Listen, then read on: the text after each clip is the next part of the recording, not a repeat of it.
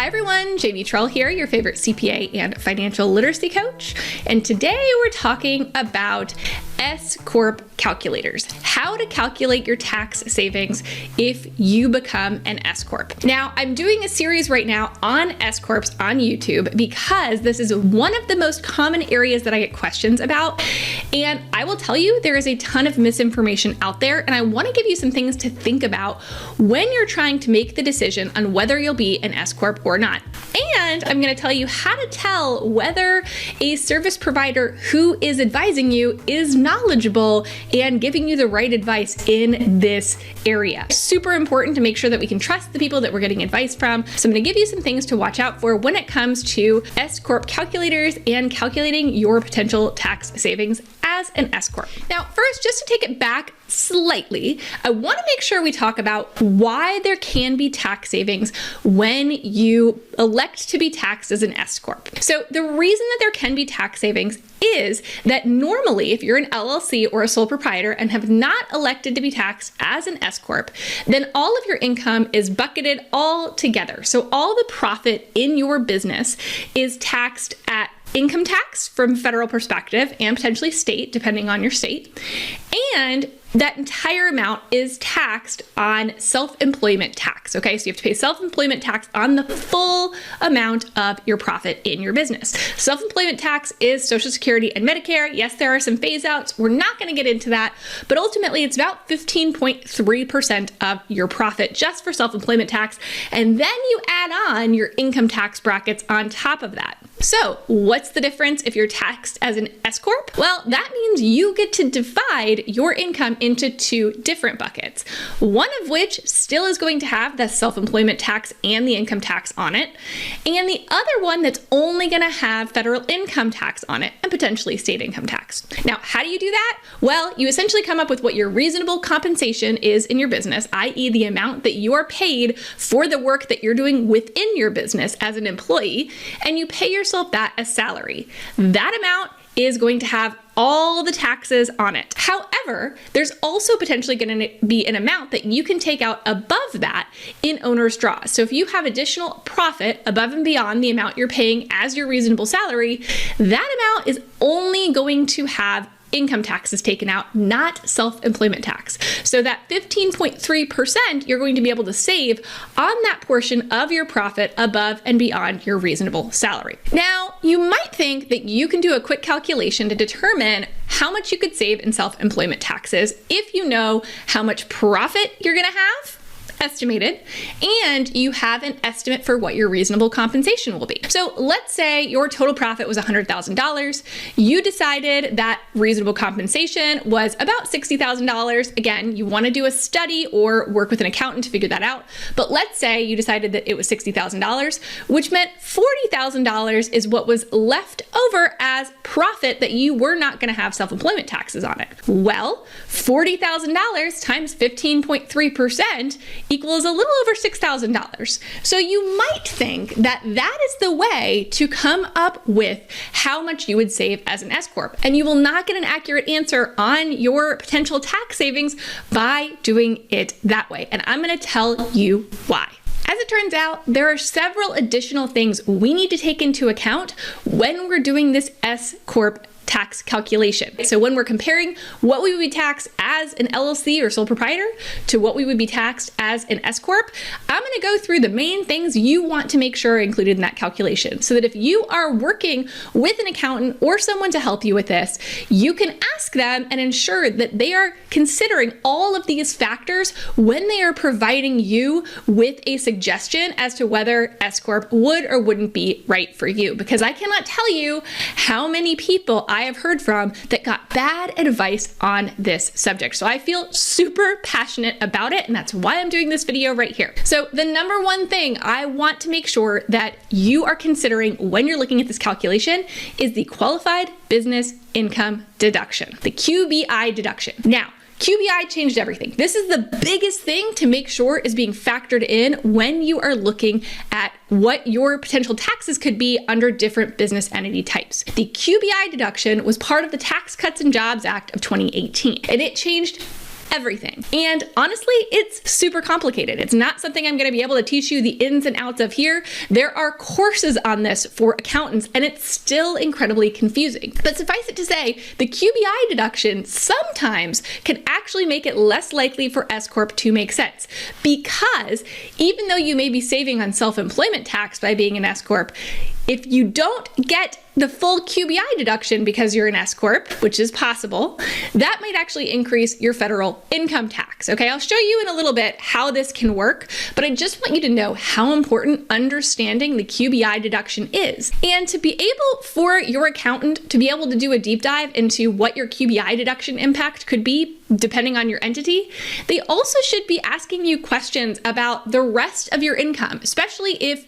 you have maybe additional sources of income, maybe you are married filing jointly and have other sources of income from your partner, or perhaps you have additional itemized deductions that you are taking. And all of those things are going to factor in to what your federal income tax is going to be, and in that determination of what makes sense. Do not allow them to give you advice just based on how much profit you made in your business. Sometimes they have blanket rules that say, oh, if you made over $60,000 in profit, you should become an S Corp. Those old rules are out the window. Now, I do think that those are the tipping points for maybe when you want to start looking at it and doing a deep dive, is around that $60,000 to $70,000 profit range. However, that doesn't mean that just because you hit that, S Corp is right for you, because it may not be. Now, the other thing that you want to make sure that you're taking into account when you're deciding and calculating which is best for you is what your reasonable compensation is going to be. You want to have a general view of what you would pay yourself as a W-2 employee of your own business, and you do want to make sure that it is reasonable. That is a hot button for the IRS, so you want to make sure that you're not just assuming all of the money you make in your business is not going to have self-employment taxes. That is actually against the rules. The IRS will come after you for that, so you want to make sure that you are coming up with a reasonable salary, and there are a few different methodologies to do that, but you want to make sure that you are setting that reasonable salary and you are paying yourself via payroll, and you're considering that impact when you're doing this calculation as well. Now, another important thing you want to be considering when you are thinking about becoming an S Corp is what your planned retirement contributions are and what types of retirement accounts you plan to use. Okay, now this can get a little bit complicated again with the different types of plans, whether you're using a SEP, IRA, or a solo 401k. There are lots of different vehicles that are out there for self-employed people, but whether you are an S Corp or an LLC can drastically change the amount you can actually put in to your retirement accounts, and that can affect your tax rate. So it's important to be considering those plans as well, and that should be something an accountant is actively asking you about if they are doing an assessment of which is right for you. And last but not least, the fourth thing that I think you need to consider when you're making the decision of S Corp versus LLC and you're calculating out those tax differences is to consider the compliance aspect. So we're talking about additional compliances. This isn't just about how much tax savings you're going to have, but it's also in total, how much more money are you going to get into your pocket? So let's say maybe you go through this calculation and you find that you would save $1,000 in taxes by being a S Corp.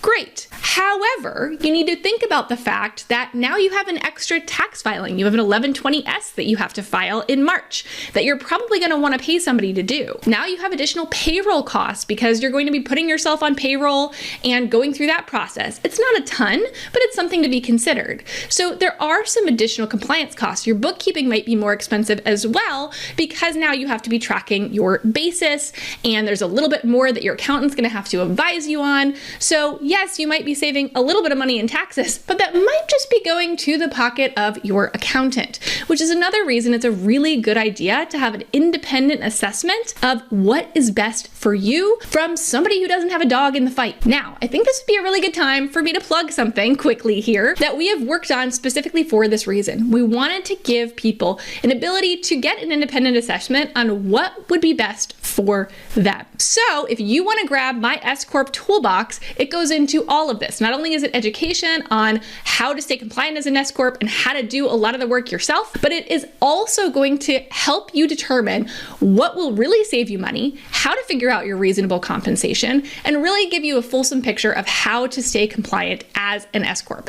So if you want to check that out, jamietrell.com/S Corp Toolbox. I'm a numbers person, so I want to show you an example.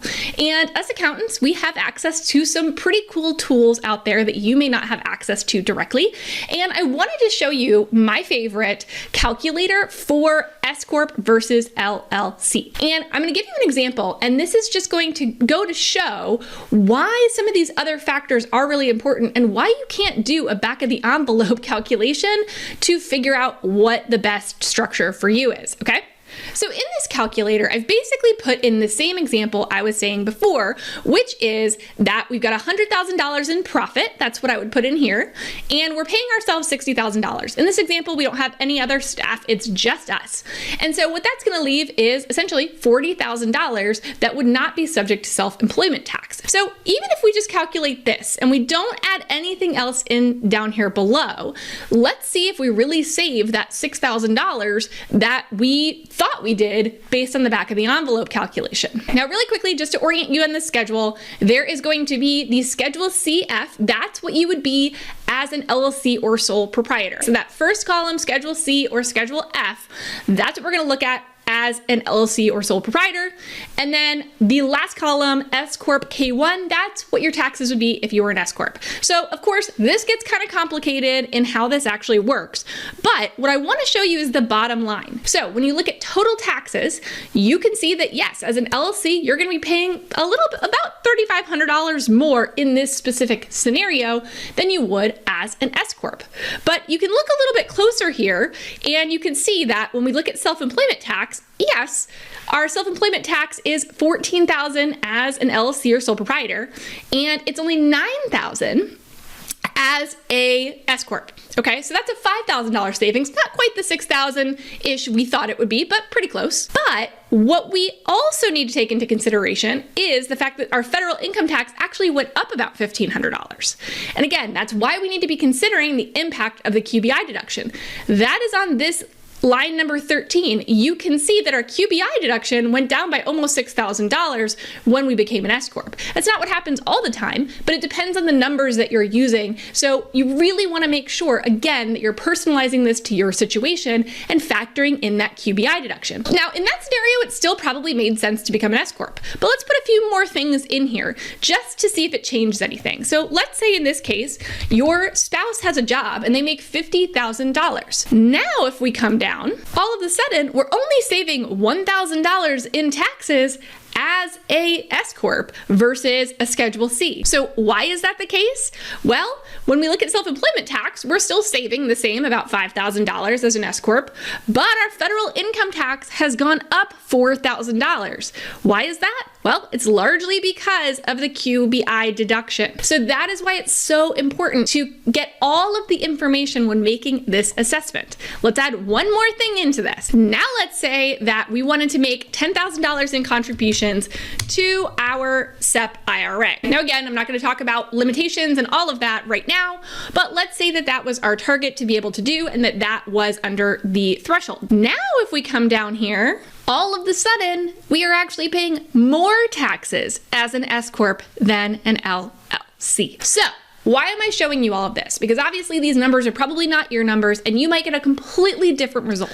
But I really wanted to drive home the fact that this is individualized. You cannot do a back of the envelope savings calculation for this, and you cannot use a rule of thumb to determine if S Corp is right for you. You need to have a detailed analysis done. So if you're working with an accountant or a CPA that you trust to do this, just make sure that they are taking everything into account and doing a whole fulsome review. Or again, you can do this. I can actually help you walk through this exact calculator in my S Corp toolbox and do it yourself. So jamietrell.com/S Corp toolbox. We also have some amazing things in there that will help you determine reasonable salary and help you support reasonable salary. We have a report that you can actually generate that analyzes what the best reasonable salary is for you and gives you an audit proof report that you can keep on file. So there's lots of amazing amazing things within the S Corp toolbox that you can check out.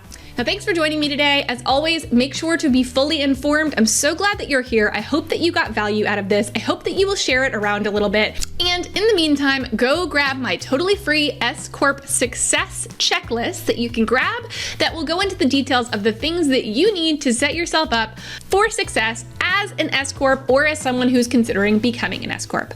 I hope to see you next time. Again, I'm going to continue this series on S Corps next week, and I'll see you then.